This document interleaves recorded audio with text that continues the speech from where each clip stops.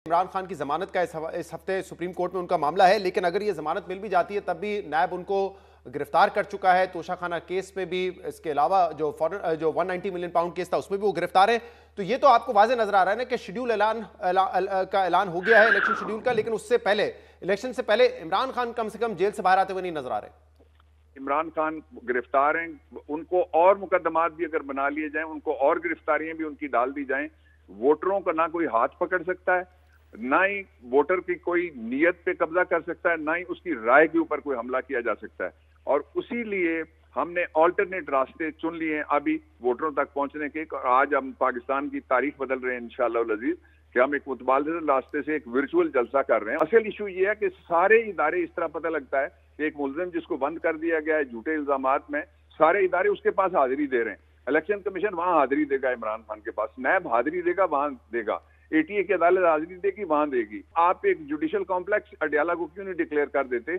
असल बात यह है कि उसकी तस्वीर से, उसकी तशहीर से, उसकी तकरीर से लोग डरते हैं, इसलिए कि वो लोगों के दिलों में बसा है। और मेजॉरिटी, जो मर्जी सर्वे आप उठा के देख लें, लोगों की जो मेजॉरिटी है 70 से 80%, वो ये कहते हैं कि पाकिस्तान में हमें तब्दीली की जरूरत है। और वो आप अभी खुद ये बात कर रहे हैं कि लोगों में खौफ डालने की कोशिश है, उनकी तशहीर नहीं हो सकती। तो जरा बताइएगा, क्योंकि वकील के साथ साथ आप माजी में इलेक्शन भी लड़ चुके हैं, तो क्या इलेक्शन स्ट्रेटजी है? वर्चुअल जलसा आप बेशक कर लें, लेकिन आपको पता है कि जब आपने इलेक्शन लड़ना है तो एक मैकेनिज्म है, एक पूरा साइंस है, you have to be on. आपके बहुत सारे कैंडिडेट्स इस वक्त जो है वो रूपोश हैं, अगर वो मंजरे आम पे नहीं आते, क्या उनकी कैंपेन चलाई जा सकेगी? और जो कैंपेन चला रहे होंगे उनके साथ कोई नाइंसाफी नहीं होगी, इस बात की क्या गारंटी है? कैसे लोगों को मोबिलाइज करेंगे, पोलिंग बूथ तक लेकर आएंगे? क्या हिकमत अमली इस हवाले से? हमने अपना 3 तरह से अपना हमने लाया अमल बनाया हुआ है। हमारे लोग सारे जो हमारे उम्मीदवार हैं, जिनको टिकट मिलेंगे, वो सारे के सारे इंशाअल्लाह अज़ीज इलेक्शन में आएंगे। मैं बता नहीं सकता कि हम किस तरह से उनको लाएंगे, लेकिन आप देखेंगे कि वो आएंगे, नंबर 1। दूसरा जो इसका पहलू है वो ये है कि जी हमारी कंपेन तो रिजीम चेंज के दिन से चल रही है। ये जो अभी आए हैं बाहर से, या अभी जो जिन्होंने पार्टियां बनाई हैं, ये बाहर नहीं निकल पा रहे। ये पब्लिक में जाएंगे, पब्लिक इनको पूछेगी कि आप कहां थे और 20 महीने में आपने क्या किया, पाकिस्तान का क्या हाल कर दिया आपने, मैशत का क्या कर दिया, सियासत का क्या कर दिया, आइन का क्या कर दिया, इंसानी हुकूक का। ये सारे सवाल उनसे पूछे जाएंगे। उनको जरूरत है कंपेन की। पाकिस्तान तहरीक इंसाफ की कंपेन मुसलसल चल रही है। ये कहना तो अभी कबल वक्त होगा ना। अभी आपने सर्वे का भी जिक्र किया, मेरी नजर से कोई ऐसा सर्वे गुजरा नहीं है इमरान खान की गिरफ्तारी के बाद जिसमें ये लिखा हुआ हो कि इमरान खान जो है या पीटीआई जो है वो इस वक्त बहुत ज्यादा मकबूल है। ये बातचीत सुन रहे हैं, कोई बाकायदा अभी रिसेंट सर्वे ऐसा हुआ नहीं है। दूसरी बात, रिसेंट सर्वे हुए हैं, आपने नहीं पढ़े या इत्तफाकन कई चीजें मैं भी नहीं पढ़ सकता, तो ये सर्वे हुए हैं और सारे सर्वे यही कहते हैं। आपके टेलीविजन सर्वे कर रहे हैं और आपके एंकर्स बाहर निकल के सर्वे कर रहे हैं। उसके अलावा जो ऑल्टरनेट मीडिया प्रोग्राम होते हैं उसको सर्वे तो नहीं गिना जा सकता कोई साइंटिफिक तरीके से। व्यूअरशिप वो सारे कर रहे हैं। जी, एंकर जब बाहर जाता है उसका एक सिग्निफिकेंस हो सकती है, लेकिन वो साइंटिफिक सर्वे तो नहीं हुआ ना बहरहाल। अच्छा चलिए, साइंटिफिक सर्वे छोड़ देते हैं। फर्ज करें कि हम पॉपुलर नहीं है, फर्ज करें इमरान खान अकेला है, तो खोल दो ना, हमें बाहर आने दो, हमें जलसा करने दो, हमें झंडा लगाने दो, हमें मुहिम करने दो, हमें रैली करने दो, हमें वर्कर्स कन्वेंशन करने दो। सारी पाबंदियों के बावजूद आपने देखा है कि पहले बलूचिस्तान के एक जगह हुआ, कल रात को पशीन में हुआ, हजारों लोग वहां जलसों में निकले हैं। इन सबके जो जलसे हुए, ये बंद कमरों में बैठ के जलसे कर रहे हैं। ये कौन है इनमें से जो बाहर जाके निकल के जलसा कर सके? केपी में आपने देखा किस तरह से लोग बाहर निकले हुए हैं। पंजाब में भी लोग निकल रहे हैं इंशाअल्लाह अज़ीज। तो अगर निकल रहे हैं डॉक्टर साहब, फिर ये आज वर्चुअल जलसा क्यों करने की नौबत पड़ रही है आप लोगों को? ये वर्चुअल जलसा नौबत नहीं पड़ रही।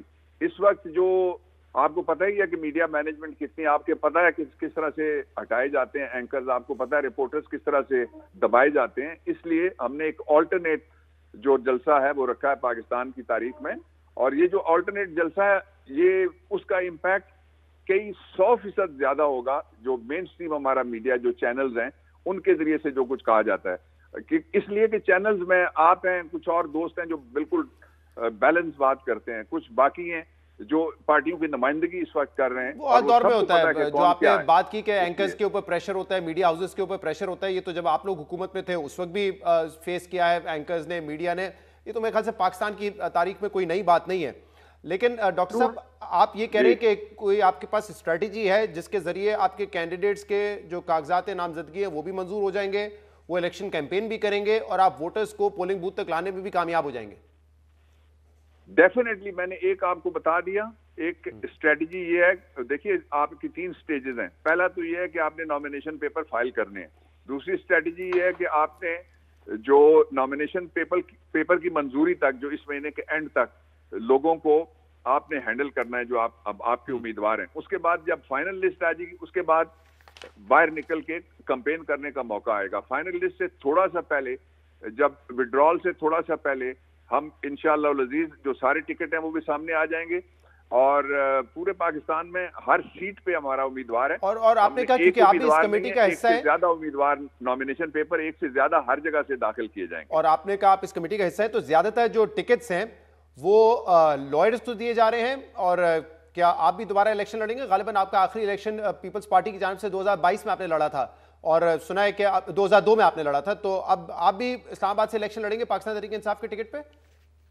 वो जिस चीज को इमरान खान कहेंगे वो लड़ेंगे। मुझे अगर उन्होंने कहा इस्लामाबाद से लड़ें तो इस्लामाबाद से लड़ूंगा, और किसी और को कहा तो उसकी कैंपेन करूंगा। मुझे उन्होंने कहा नवाज शरीफ के मुकाबले में लड़ो तो उनके मुकाबले में लड़ूंगा, उनको बताऊंगा वकीलों की ताकत कितनी है। और दूसरा जो वकला हैं वो, ये 2 चीजें मैं क्लियर कर दूं, वकला को टिकट मिलेंगे लाजमन, और वकला सारी जगह से जहां जहां जरूरत होगी वहां से नॉमिनेशन पेपर्स भी फाइल करेंगे। लेकिन जो लोग पाकिस्तान तहरीक इंसाफ के साथ मुश्किल वक्त में खड़े रहे हैं, ये भी हमारी स्ट्रेटजी का हिस्सा है कि बड़े पैमाने पे गिरफ्तारियां ना दी जाएं। हमने लोगों को रोक के रखा हुआ है। आपने कहा जो खड़ा रहा पार्टी के साथ उनको भी टिकट मिलेगा, लेकिन आज हमाद अज़हर साहब ने ये ट्वीट किया है कि बहुत सारे लोग जो पार्टी छोड़ के गए हैं वो दोबारा पार्टी में शामिल होना चाहते हैं, तो उनको भी कंसिडर किया जाएगा, लेकिन वो आके पब्लिकली पहले अनाउंस करें कि तहरीक इंसाफ के साथ है, फिर उनको कंसिडर किया जाएगा। ये क्यों कर रही है वैसे आपकी पार्टी? अगर आप समझते हैं कि मुश्किल वक्त में कोई इमरान खान को छोड़ गया, कोई पार्टी को छोड़ गया, दोबारा आप चाहते हैं कि फिर उनको शामिल किया जाए, पार्टी में टिकट दिया जाए? देखिए, मेरा ख्याल ये है कि हमारे जो लोग, आप जरा निकालें ना कितना परसेंटेज क्या है, आप पंजाब में से कितने परसेंट गए हैं, सिंध में से कितने परसेंट गए हैं, और चूंकि जो बड़े नाम गए हैं उनकी वजह से लोग समझते हैं कि बहुत सारे लोग चले गए। बहुत कम लोग तादाद में गए और वो 30% भी नहीं बनते, यानी केपी में तो बहुत ही कम है। बाबा साहब, अगर आप कह रहे हैं कि बहुत सारे लोग हैं जो पेपर्स फाइल करने के लिए तैयार हैं, मैं इसमें साथ ही ऐड कर लेता हूं, फिर जवाब साथ ही दीजिएगा। अगर आप कह रहे हैं कि बहुत सारे लोग उम्मीदवार हैं टिकट के और लेने के लिए तैयार है टिकट, तो फिर उन लोगों को दोबारा क्यों कंसिडर करेंगे जो पार्टी छोड़ के गए थे? मुश्किल मैंने नहीं कहा, ये आप कह रहे हैं। हमाद अज़हर साहब ने ट्वीट किया सर, बता रहे हैं हमाद अज़हर साहब ने। जी, मैं इसीलिए कहता हूं आप 5 सवाल करेंगे तो मैं पहले कई जवाब नहीं दे पाऊंगा। जी प्लीज। जो असल बात है वो ये है कि जो लोग पार्टी के साथ, मैं at the cost of the reputation, मैं आस्तिकी से कहूंगा, जो लोग भी पार्टी के साथ खड़े रहे हैं इन मुश्किल हालात में, खवातीन हो, हजरात हो, यूथ हो, वकील हो, मजदूर हो, किसान हो, टाइगर्स हो, टाइगरेसेस हो, उनके जो खड़े रहे और पहले वो टिकट होल्डर थे और पहले वो पार्लियामेंट के अंदर पहुंचे थे, उनके टिकट तो इमरान खान ने उनसे वादा किया हुआ है कि वो कंफर्म है। जो लोग छोड़ गए, वहां पे जो जगह खाली होंगी उन जगहों के ऊपर वकला को तरजीह दी जा रही है। साथ जो वहाँ इलेक्टेबल्स हैं उनको भी, हमारे जो इलेक्टेबल का मतलब यह है कि जो मसलन अगर 500 से आ रहा है वो खड़ा हुआ है, कोई 1000 से आ रहा है खड़ा हुआ है, उनको भी कंसिडर किया जाएगा।